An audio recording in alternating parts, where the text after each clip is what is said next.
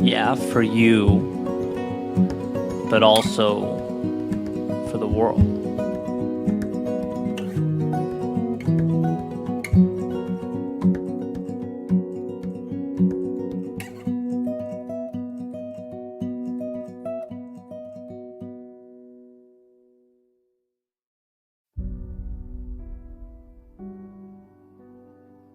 Life is delicate, defined as easily broken or damaged, fragile. There's nothing around you that's forever. There's no permanence in our world, and sometimes this is a difficult thing to grasp. Certainly, it's why we long for patterns of consistency where we can find them. We do everything we can to manufacture some semblance of predictability for as long as we can, doing our best to repress the idea that everything we know is as temporary as a setting sun. I had a family member rush to the ER a few days ago. And thank God she's completely fine. She's back home, she's doing her thing. But I can't stop thinking about the call. How it shook me to my core. How my walls of certainty and predictability were breached. It was this unsettling reminder that life as we know it isn't guaranteed. That things we love, they're not untouchable. I had to look my helplessness in the face for the first time in a while and realize, well, just how little of the world is mine to control. Which brings me back to a conversation I had when I was younger. I talk about my grandfather often in my work, primarily because of a few impactful conversations that we had. And it's interesting to me how relevant they continue to be. I remember a handful of times we talked from childhood, and it's like I piece them together retroactively. Things make sense as I get older and kind of figure out what it all means. One of my last conversations with him, we went to this little diner called Leo's along the Cape Cod Canal. And he said to me, there are things now that seem impossible. But as you grow and you get older, they make sense, right? Even the most challenging things become manageable. And I get mad at myself for not understanding the context at the time or putting two and two together. But basically, he was diagnosed with a brain tumor and he knew what that meant. Right? And was basically giving me a heads up, like, kiddo, this is going to be tough, but hang in there. And that was one of the first times I've dealt with loss of that magnitude. Right? And when you're young, so many things seem stable. They seem certain. You don't yet get the fluidity of life. That stream is moving, and no matter what, it's going to continue to move. Sometimes that means it takes you places and presents realities that overtake the map that you created for the world, what you understood, what you hoped for. That little understanding of what life means. And I guess I wanted to pick up the baton from that conversation and pass it on to you with maybe a more comprehensive viewpoint. Because I think contained in those words is a message so powerful, so important, that we really can't afford to miss it. It's like, yes, life is unpredictable.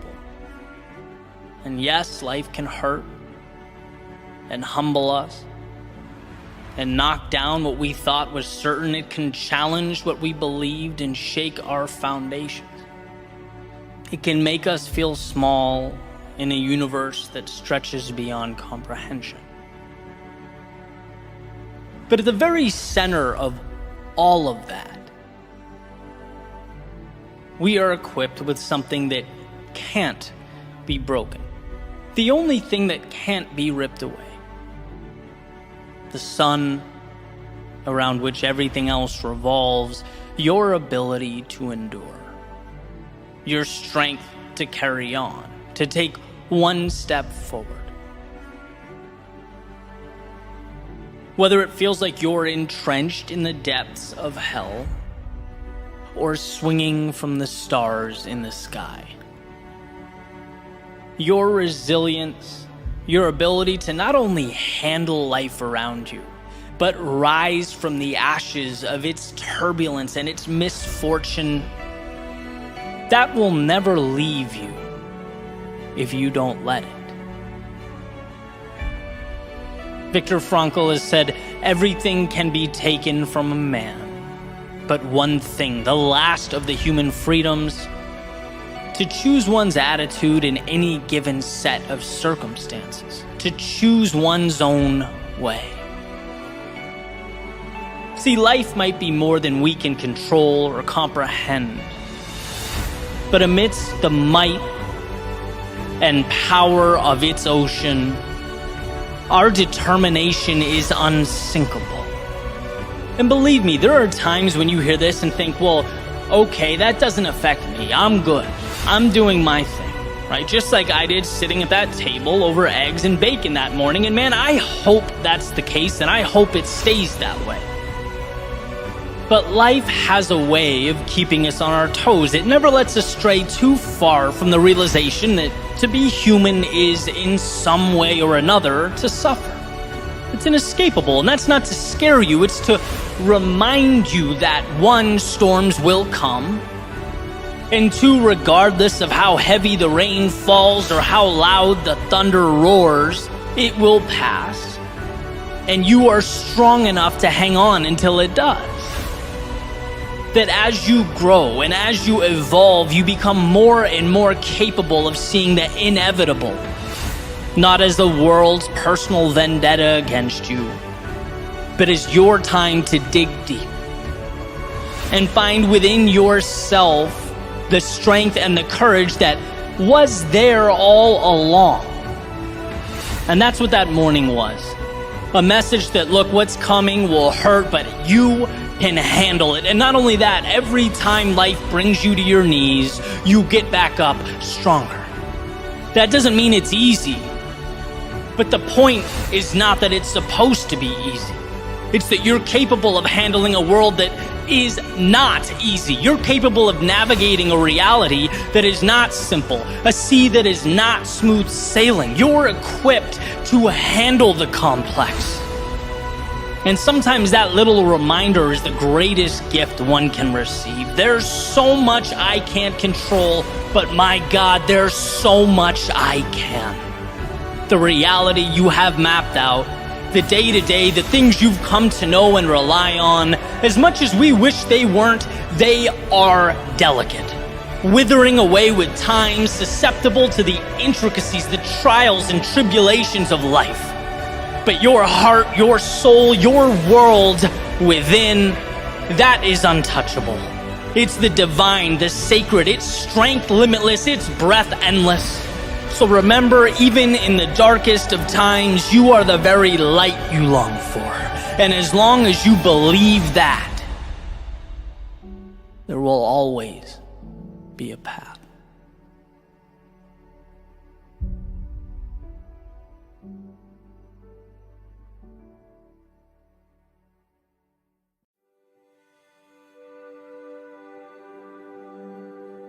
George Eliot has said, it's never too late to be what you might have been.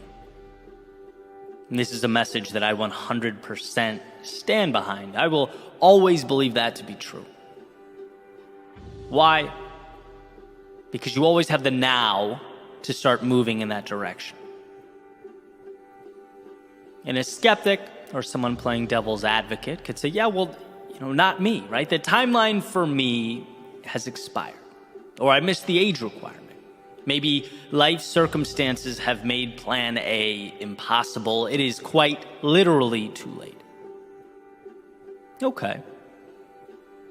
But here's what I believe we frequently misunderstand in this department. I think we misidentify what it is we really want. And sure, that sounds presumptuous for me to sit here and imply that maybe you missed the mark, right? How would I ever know what you want? Well, hear me out. Because I think too often we confuse the vehicle for the destination. That thing we thought we wanted, in actuality, wasn't really what mattered to us. We wanted where it would bring us. We wanted how it would make us feel. We wanted what we'd become when we engaged in that thing. That thing was simply the ride to the destination, not the destination itself. And that's incredible news. Because vehicles are interchangeable. It's always possible to find a new route or new ride to the show. And this is why self-reflection is so important. Because it's easy to get so caught up in the vehicle that we forget where we're going.